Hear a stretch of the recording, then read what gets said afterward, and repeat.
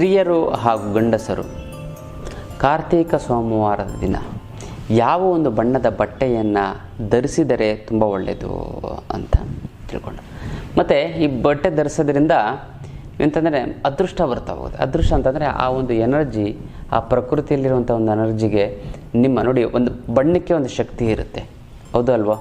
ಯಾಕಂದರೆ ಒಂದು ಎಲೆ ಆಗಬೇಕು ಅಂತಂದರೆ ಆ ಎಲೆಯಲ್ಲಿ ಆ ಸತ್ವ ಇದೆ ಅಂತಂದರೆ ಆ ಒಂದು ಬಣ್ಣ ಕಾರಣ ಅಲ್ವಾ? ಈಗ ಈ ಸೂರ್ಯನ ಒಂದು ಕಿರಣ ಯಾವ ರೀತಿ ಬೀಳುತ್ತೆ ಅಂತಂದರೆ ಆ ಬೆಳಗಿನ ಜಾವದ ಒಂದು ಎಳೆ ಬಿಸಿಲು ಬಿತ್ತು ಅಂತಂದರೆ ಅದು ಚಿಗುರುತ್ತೆ ಎಷ್ಟೊಂದು ಎಲೆಗಳು ಅಲ್ವಾ?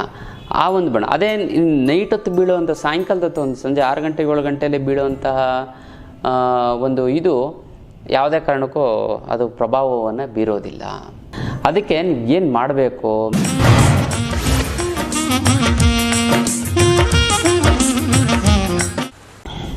ಜೈ ಭಗವಾನ್. ಎಲ್ಲರಿಗೂ ನಮಸ್ಕಾರ. ಓ ಮಹಾದೇವಿ ಚ ವಿಷ್ಣುಪತಿ ಚ ಮಹಿ ತನ್ನೋ ಐಶ್ವರ್ಯಲಕ್ಷ್ಮಿ ಪ್ರಚೋದಯತೆ. ಎಲ್ಲರಿಗೂ ನಮಸ್ಕಾರ.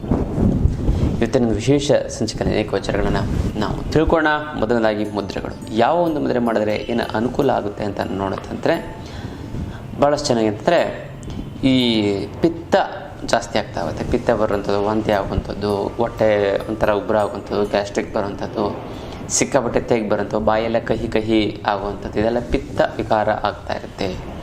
ಈ ಪಿತ್ತ ವಿಕಾರವನ್ನು ನಿವಾರಣೆ ಮಾಡೋದಕ್ಕೋಸ್ಕರ ಶಂಖ ಮುದ್ರೆಯನ್ನು 10 ನಿಮಿಷಗಳ ಕಾಲ ಮಾಡಬೇಕು.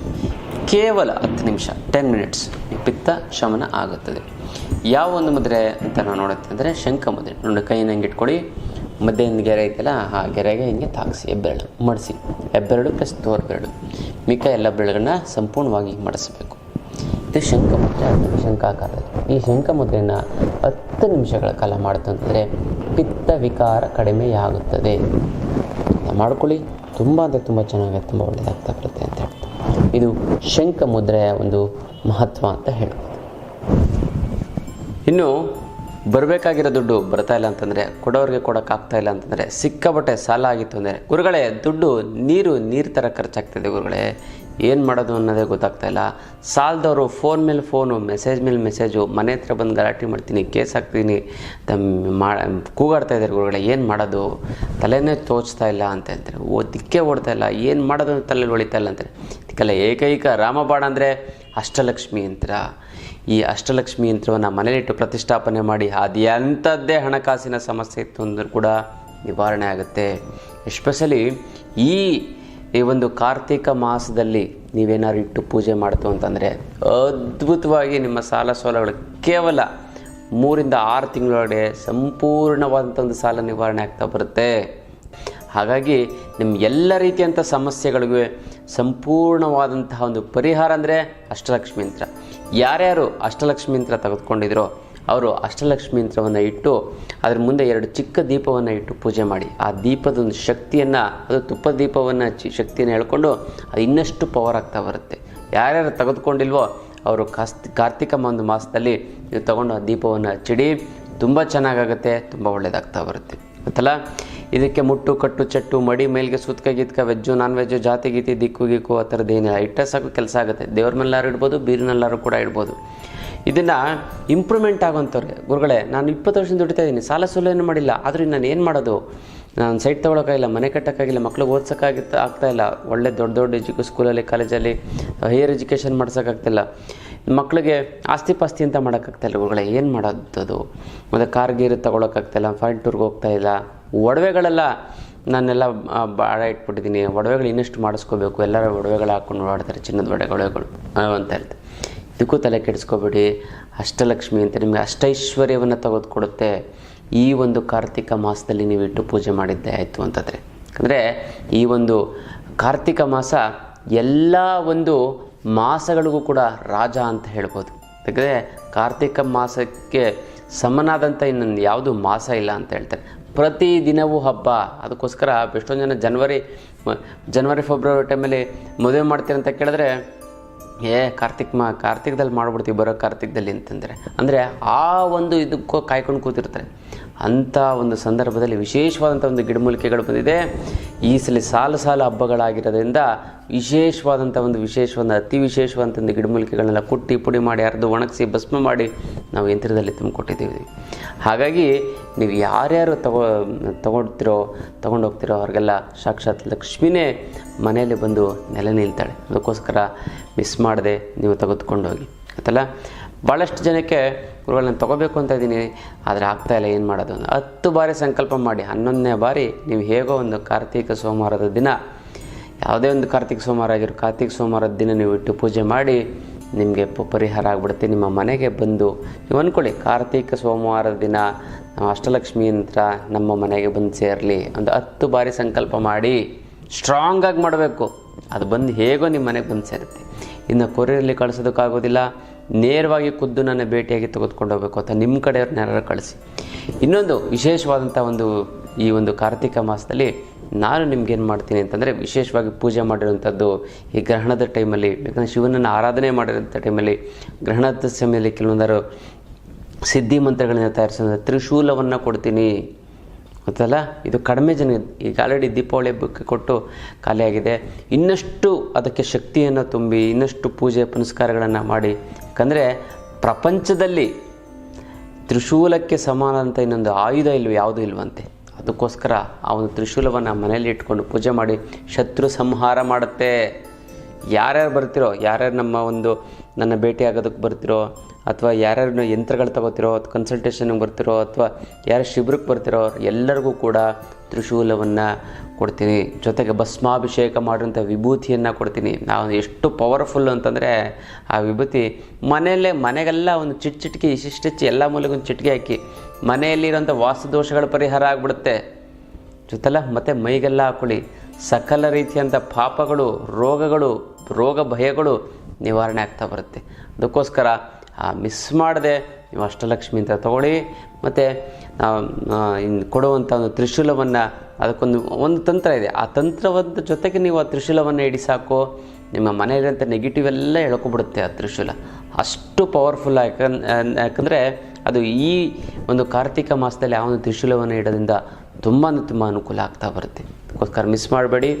ಯಾರ್ಯಾರು ನನ್ನ ಭೇಟಿಯಾಗಕ್ಕೆ ಬರ್ತಿರೋ, ಭೇಟಿಯಾಗಿ ಒಂದು ಕನ್ಸಲ್ಟೇಷನ್ಗೆ ಬರ್ತಿರೋ, ಅಥವಾ ಒಂದು ಶಾಸ್ತ್ರ ಕೇಳಕ್ಕೆ ಬರ್ತಿರೋ, ಮತ್ತು ಯಾರ್ಯಾರು ಎತ್ತರ ತೊಗೊಳಕ್ಕೆ ಬರ್ತಿರೋ, ಮತ್ತು ಯಾರ್ಯಾರು ಒಂದು ಶಿಬಿರಕ್ಕೆ ಅಟೆಂಡ್ ಮಾಡ್ತಿರೋ ಅವ್ರಿಗೆಲ್ಲರೂ ಕೂಡ ಭಸ್ಮವನ್ನು ಕೊಡ್ತೀನಿ, ಜೊತೆಗೆ ತ್ರಿಶೂಲವನ್ನು ಕೂಡ ಕೊಡ್ತೀನಿ.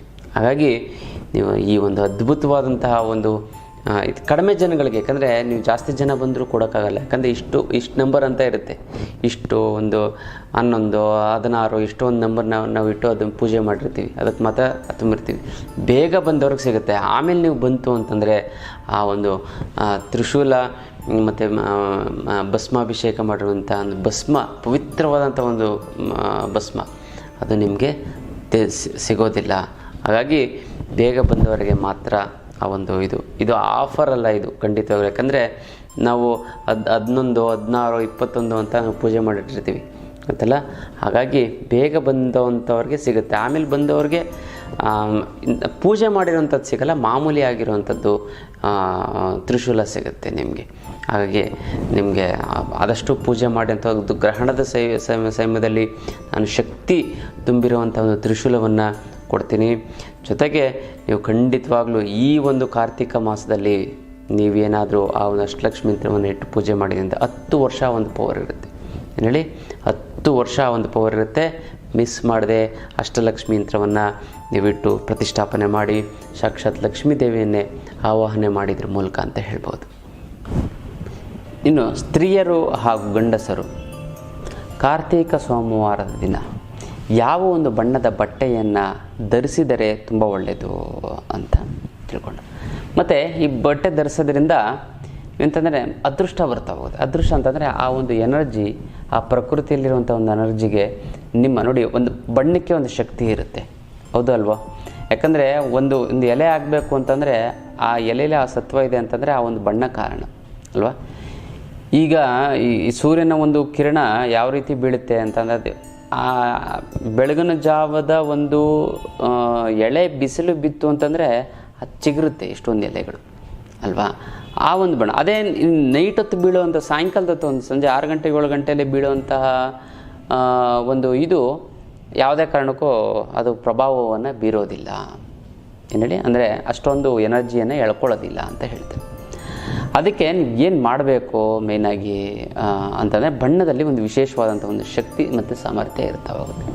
ಆ ಬಣ್ಣದಲ್ಲಿ ಶಕ್ತಿ ಸಾಮರ್ಥ್ಯವನ್ನು ನಾವು ಮಾಡ್ಕೋಬೇಕು ಅಂತಂದರೆ, ಬಣ್ಣದಲ್ಲಿರುವಂಥ ಒಂದು ಶಕ್ತಿಯನ್ನು ಸಾಮರ್ಥ್ಯವನ್ನು ಅದು ನಮ್ಮ ದೇಹ ಮನಸ್ಸಿಗೆ ತೊಗೊಂಡು ನಮಗೆ ಒಳ್ಳೆಯದಾಗಬೇಕು ಮೇಯ್ನಾಗಿ ಅಂತಂದರೆ, ನೀವು ವಿಶೇಷವಾದಂಥ ದಿನ ವಿಶೇಷವಾದಂಥ ಒಂದು ಬಣ್ಣದ ವಸ್ತ್ರವನ್ನು ಧರಿಸೋದ್ರಿಂದ ಅಟ್ಲೀಸ್ಟ್ ನಿಮಗೊಂದು ಚೆನ್ನಾಗಾಗಬೇಕಾ, ನೀವು ಯಾವ್ದಾದ್ರು ಡ್ರೆಸ್ ಹಾಕೊಂಡು ಮೇಲ್ಗಡೆ ಅದಕ್ಕೊಂದು ಶಾಲು ಥರ ಅಥವಾ ಟವಲ್ ಥರ ಹಾಕ್ಕೊಳ್ಳಿ ಆ ಬಣ್ಣದ ಬಟ್ಟೆ, ಇಷ್ಟು ಅಟ್ಲೀಸ್ಟ್ ಖರ್ಚೀಫಾರು ಇಟ್ಕೊಳ್ಳಿ ಆ ಬಣ್ಣದ್ದು, ನಿಮ್ಗೆ ಒಳ್ಳೆಯದಾಗ್ಬಿಡುತ್ತೆ. ನಿಮಗೆ ಯಾವುದೋ ರೀತಿಯಾದಂಥ ಒಂದು ಪವರ್ ಬರುತ್ತೆ, ಗೊತ್ತಲ್ಲ.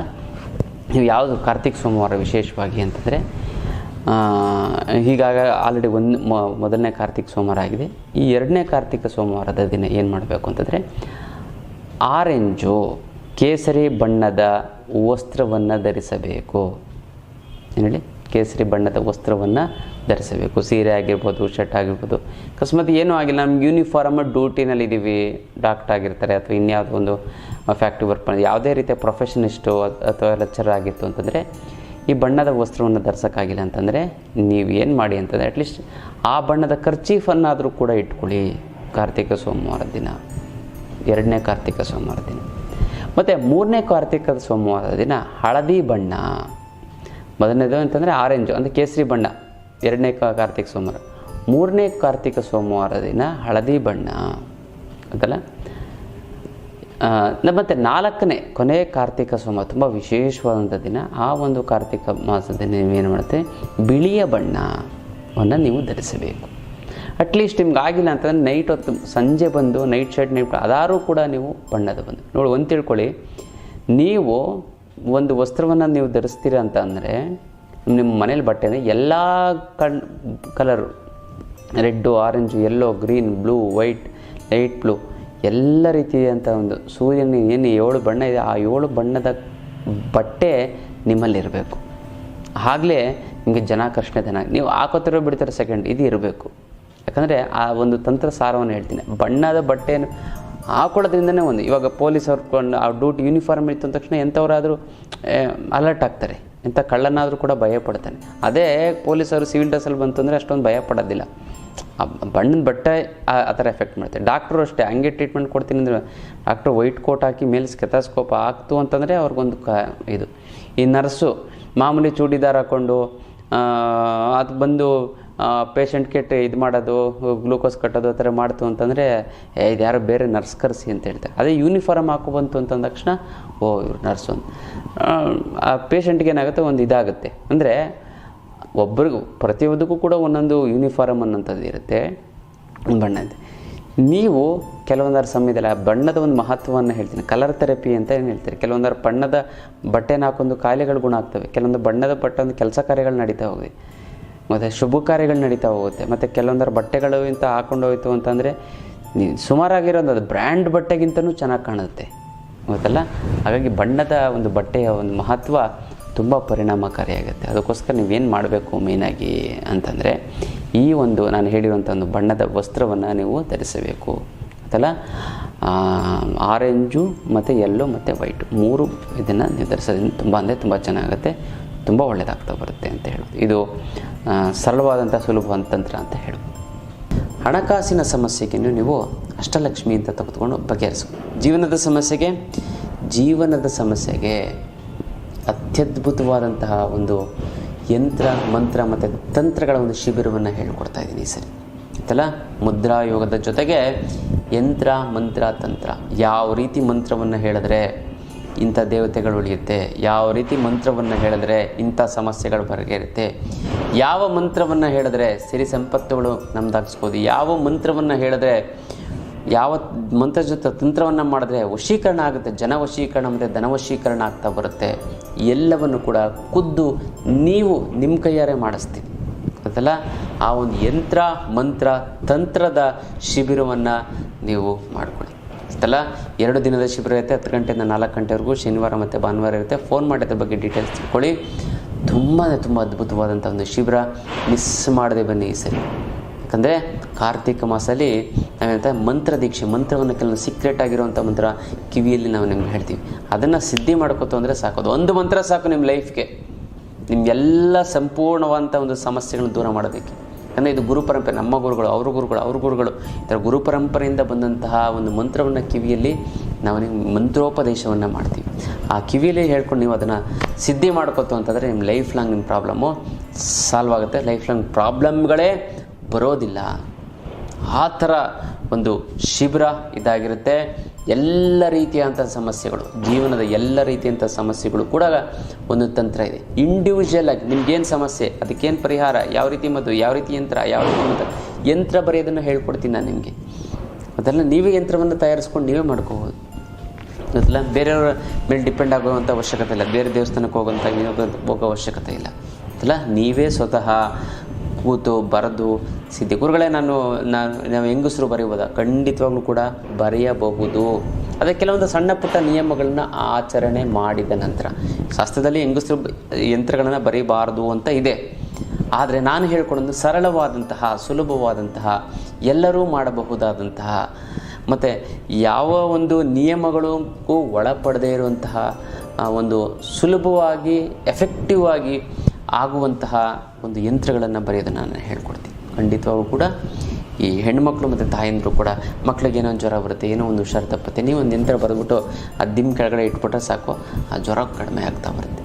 ಜ್ವರ ಅಂತಲ್ಲ, ಏನೋ ಒಂದು ಮಕ್ಕಳು ಆಟ ಮಾಡ್ತಾ ಇರುತ್ತೆ, ಅಥವಾ ಇನ್ನೇನೋ ದೃಷ್ಟಿ ಆಗಿರುತ್ತೆ, ಮಂಚದ ಕೆಳಗೆ ಯಂತ್ರ ಬರೆದು ಇಟ್ಬಿಟ್ಟು ಚೀಟಿ ಬರೆದು ಇಟ್ಬಿಟ್ಟು ದೃಷ್ಟಿ ಹೋಗುತ್ತೆ, ನಾಳೆ ಎದ್ದು ಅದನ್ನು ಸುಟ್ಟಾಕ್ಬಿಡಿ. ಈ ಥರದ್ದು ನಾನಾ ರೀತಿಯಂಥ ಸುಲಭವಾದಂತಹ, ಸರಳವಾದಂತಹ ಒಂದು ಯಂತ್ರ, ಮಂತ್ರ, ತಂತ್ರದ ಶಿಬಿರ, ಜೊತೆಗೆ ಮುದ್ರಾಯೋಗವನ್ನು ಕೂಡ ಹೇಳ್ಕೊಡ್ತಾ ಇದ್ದೀವಿ. ಭಾಳಷ್ಟು ಜನದ ಒತ್ತಾಯದ ಮೇರೆಗೆ ಗುರುಗಳೇ ನಾವೆಲ್ಲ ಕುಂಡಲಿನೆಲ್ಲ ಕಲ್ತ್ಕೊಂಡಿದ್ವಿ, ಚೆನ್ನಾಗಾಗಿದೆ, ತುಂಬ ಅನುಕೂಲ ಆಗಿದೆ. ನಮ್ಗೆ ಇನ್ನೂ ಕೆಲವೊಂದು ನೀವೆಲ್ಲ ಹೇಳ್ತಿರಲ್ಲ ತಂತ್ರಗಳನ್ನು, ಮಂತ್ರಗಳನ್ನು ಮತ್ತು ಯಂತ್ರಗಳನ್ನು ಯಾವ ರೀತಿ ಮಾಡಬೇಕು ಅನ್ನೋದು ತಿಳಿಸ್ಕೊಡಿ, ಕುತೂಹಲ ಇದೆ ಅನ್ನೋದಕ್ಕೋಸ್ಕರ ಸುಮಾರದಿಂದ ಹೇಳ್ಕೊಂಡು ಬಂದಾಗ ಮಾಡೋಕ್ಕೆ ಆಗಿರಲಿಲ್ಲ ಅಂತಲ್ಲ. ಅದು ಈ ಒಂದು ಕಾರ್ತಿಕ ಮಾಸ, ಯಾಕಂದರೆ ಎಲ್ಲ ಮದುವೆಗಳನ್ನು, ಎಲ್ಲ ರೀತಿಯಾದಂತಹ ಒಂದು ಶುಭ ಕಾರ್ಯಗಳನ್ನು ಮಾಡುವಂತಹ ಒಂದು, ಯಾಕೆಂದರೆ ಮಾಸಗಳಲ್ಲೇ ರಾಜ ಅಂತ ಹೇಳೋದು, ಕಿಂಗ್ ಆಫ್ ಆಲ್ ಮಾಸಸ್ ಅಂತ ಹೇಳ್ತಾರೆ. ಅದೇ ಕಾರ್ತಿಕ ಮಾಸ. ಆ ಒಂದು ಕಾರ್ತಿಕ ಮಾಸದಲ್ಲಿ ನಿಮಗೆ ಹೇಳ್ಕೊಡ್ತೀನಿ. ಖಂಡಿತವಾಗ್ಲೂ ಈ ಬಾರಿ ಮಿಸ್ ಮಾಡದೆ ಬನ್ನಿ. ಮುಂದಿನ ತಿಂಗಳು ಮಾಡ್ತೀನೋ ಈ ಒಂದು ಶಿಬಿರ ಇಲ್ಲವೋ ಗೊತ್ತಿಲ್ಲ ಅಂತಲ್ಲ. ಆದರೆ ಭಾಳಷ್ಟು ಜನ ಹಳೆ ಸ್ಟೂಡೆಂಟ್ಸ್ಗಳು ಕೇಳ್ತಾರಿಲ್ಲ, ಗುರುಗಳೇ ನೀವು ಮಾಡಲೇಬೇಕು, ಮಾಡಿ ಅನ್ನೋ ಒಂದು ಉದ್ದೇಶಕ್ಕೋಸ್ಕರ ಮಾಡ್ತಾಯಿದ್ದೀನಿ. ಖಂಡಿತವಾಗ್ಲೂ ಬಂದು ಅದನ್ನು ಸೇರ್ಕೊಳ್ಳಿ, ಅದನ್ನು ಮಾಡ್ಕೊಳ್ಳಿ. ನಿಮ್ಮ ಪರ್ಸನಲ್ ಆಗಿ, ಇಂಡಿವಿಜುವಲ್ ಆಗಿ ಏನೇನು ಸಮಸ್ಯೆ ಇದೆಯೋ ಕೂಡ ಅದಕ್ಕೂ ಕೂಡ ನಾನು ಯಂತ್ರ, ಮಂತ್ರ, ತಂತ್ರ, ಯಾವ ಮಂತ್ರ, ಯಾವ ತಂತ್ರ, ಯಾವ ಇದನ್ನು ತಂತ್ರವನ್ನು ಮಾಡಬೇಕು ಅನ್ನೋದು ನಾನು ತಿಳಿಸ್ಕೊಡ್ತೀನಿ. ಹಾಗಾಗಿ ಮಿಸ್ ಮಾಡದೆ ಬನ್ನಿ. ತುಂಬ ಎಫೆಕ್ಟಿವ್ ಆಗಿರುವಂಥ ಒಂದು ಶಿಬಿರ, ತುಂಬ ಸರಳವಾಗಿ ಎಲ್ಲರೂ ಕೂಡ ಮಾಡಬಹುದಂತಹ ಒಂದು ಜಾತಿ ಭೇದಗಳಿಲ್ಲದೆ ಮತ್ತು ಲಿಂಗ ಭೇದವಿಲ್ಲದೆ ಮಾಡುವಂತಹ ತಂತ್ರದ ಶಿಬಿರವನ್ನು ನಾನು ನಿಮಗೆ ತಿಳಿಸ್ಕೊಡ್ತಾ ಇದ್ದೀನಿ. ಖಂಡಿತವಾಗ್ಲೂ ಮಿಸ್ ಮಾಡದೆ ಬನ್ನಿ ಅಂತ ಹೇಳ್ಬೋದು. ಇದು ಶಿಬಿರದ ಒಂದು ವಿಚಾರ. ಇನ್ನಿಷ್ಟು ವಿಚಾರಗಳನ್ನ ತಿಳ್ಕೊಳ್ಳೋಣ ಮುಂದಿನ ಸಂಚಿಕೆ. ಅಲ್ಲಿವರೆಗೂ